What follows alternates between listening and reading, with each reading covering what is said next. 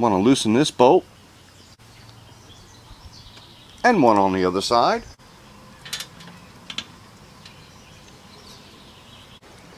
Good. Now for the brake arm, there's a nut behind here and a Phillips head here, and we need to completely remove it. Slide the wheel forward to loosen the chain.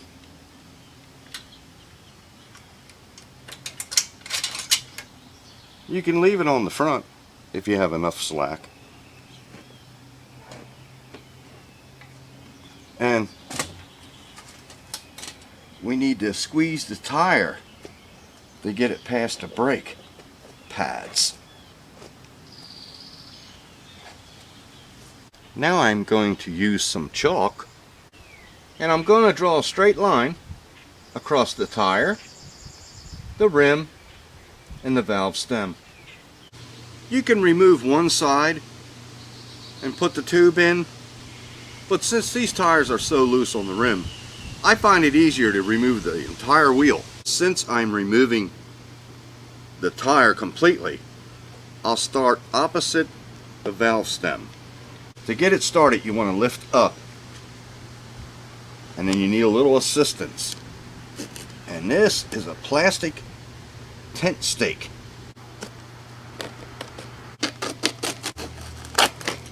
Alright, got that side off. Then we'll flip it around here. Look at that.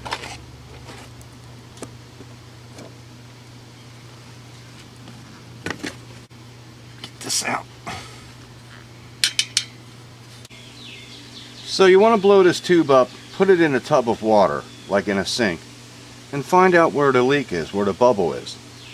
Then you line up your orientation marks, and all this is doing is pinpointing the tire location where the blowout occurred, so you can check the rim for sharp objects or the tire.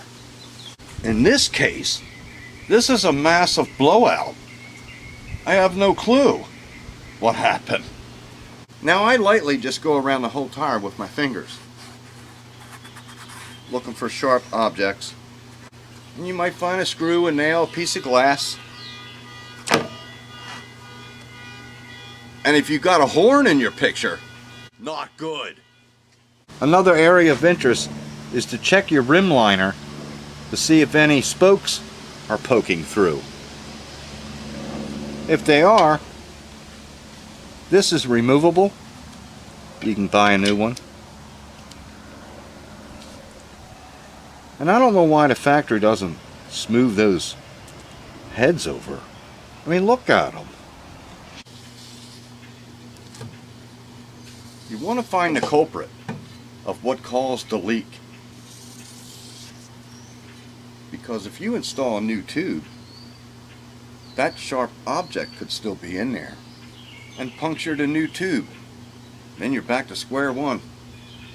We don't want that. Tube time. A 20-inch. This is the Goodyear brand. And it's just over $4. But you know, back in the day when I was a kid, I used to patch these things. My father's at work. I don't have any money. My transportation's down. But hey, there's a patch kit in the shed. I'll be up and running in no time.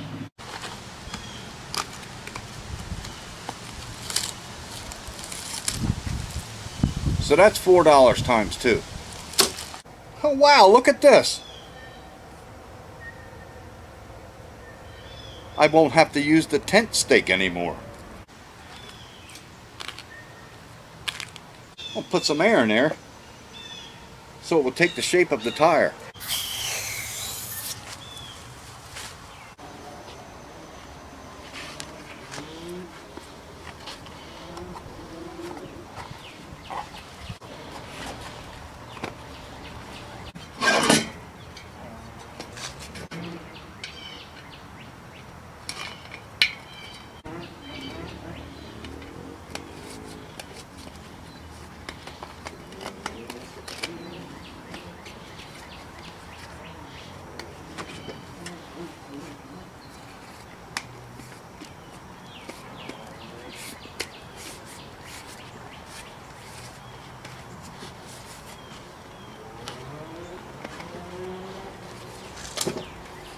Got that little tool if I need it. It's getting tight, but that is almost too easy. To inflate, you want to pull the valve stem down, and I usually push down here so you have something to push against, or you can hold it like that. Recommended pressure 20 to 40 pounds.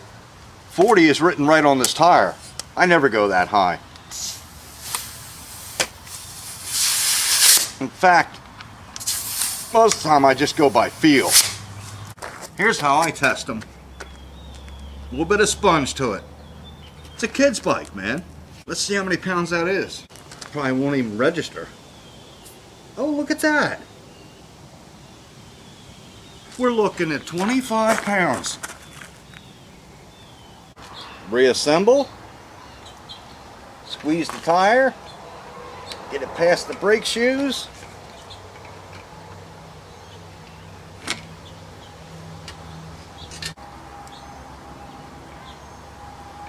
What I do is I just snug up the chain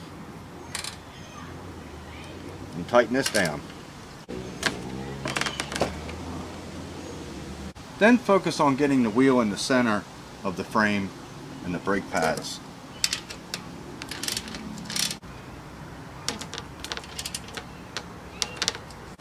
And the brake arm.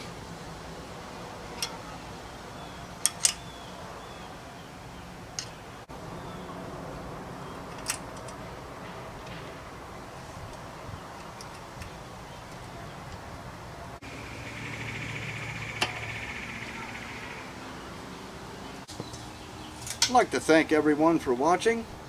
Any questions, comments, leave down below.